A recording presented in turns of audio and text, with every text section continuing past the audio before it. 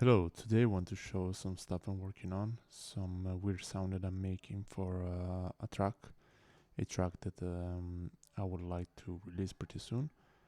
And specifically want to focus on a sound that I made by taking a sample of a saxophone and turning it into some weird electronic robotic stuff.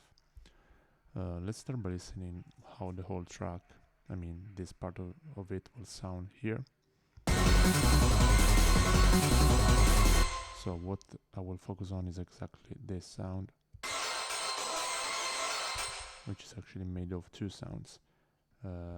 Let's break them down. Let me just solo this and take off all the return and take a look at what's happening. So let's take the dry sound, remove all the effects here, and you see here that I have a sample of a saxophone which I chopped, and it sounds like this. So actually pretty cool sound.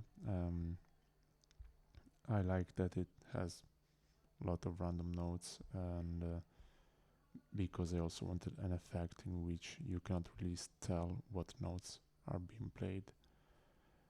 But let's see how I process this. The first thing that I did is applying an auto filter. Actually, I think I did this later, but it's the first effect. And it's simply to remove some low end, which gets really dirty when applying the following effects that you will see here. So we just have some compression. Here actually I have an audio effect rack, but I'm not using the dry signal because actually here on the saxophone was so weird in the whole track and it just didn't feel good. So I'm gonna remove this dry here, and we just have this rack. First I have a compressor just to stabilize the peaks of the sound a bit because it's really harsh, and I'm making it harsher with the effects, so at least I smooth it out in the beginning. And let's see what I have next. Okay, so I have this saturator here, which is actually a plugin, Bedroom Producer's saturator, and it sounds like this. So the saxophone starts distorting, it starts getting interesting for me. Then I have a phaser. It's really stretching it more distant from what a saxophone should sound like. And what does really the magic is this drive high, which I think is a grain delay from Ableton, which really makes it robotic, and it sounds like this.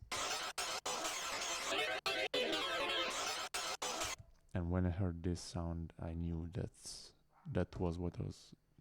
what I wanted from this track, from this specific sound. Actually, the track began here.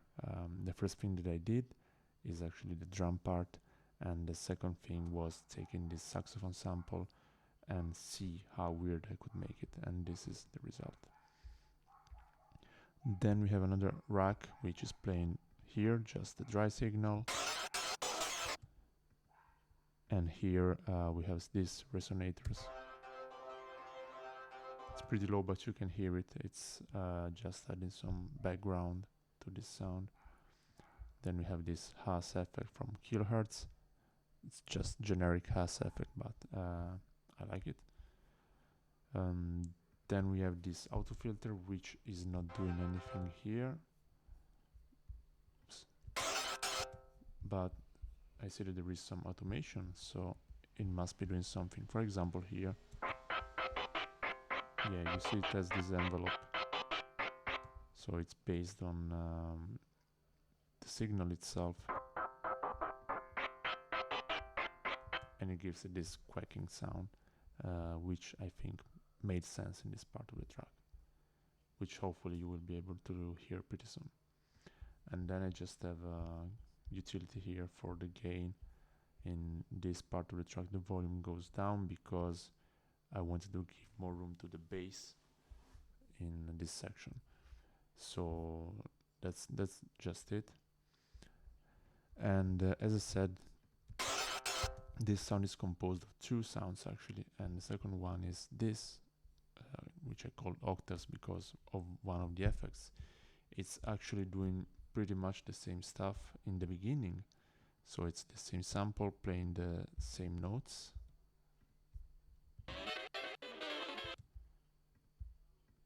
Again, the saturator. I have a limiter to avoid going to weird peaks, but I'm not sure if it was the right choice. Maybe a compressor would have been okay, but I don't know. In this case it was good enough. Then again the phaser, and then instead of those of this drive high that I had previously, I have this octave mode, which is vocoder effect, and I think it's just playing the octaves of the sound. It gives it this kind of spooky vibe, which I then shifted up with this shifter, remove the low end, or actually not this one, move the low end with this one, boosted a bit of these higher frequencies, and turned down the highest ones because they would get really annoying. Maybe it's already annoying, but I got used to it. Maybe that's why I don't find it annoying, but I think in the whole context it sounds okay. And gives this kind of fake harmony even if there is no real harmony. Actually it's the opposite of harmony, but still it sounds a bit weak, so I added this second track, which has a delay and a reverb, but before that I removed all the lows. There are not much, but still just in case you could sometimes it's triggering. Not much to say about the delay, it's pretty simple. The reverb is this Japanese synth-hole, which is one convolution reverb from Ableton. Actually I think it's in Max for Live, and there is just some automation here because it was just before drop. So I have two different chains here of the same reverb, one with a lower decay and just some small differences, but it gives this feeling of opening up and then closing suddenly. Sounds good. So that's all for today. Maybe we'll make other videos about this track, some sound design, stuff like that. If there's something you like, you want, let me just know, I will share it with you. Thank you for listening.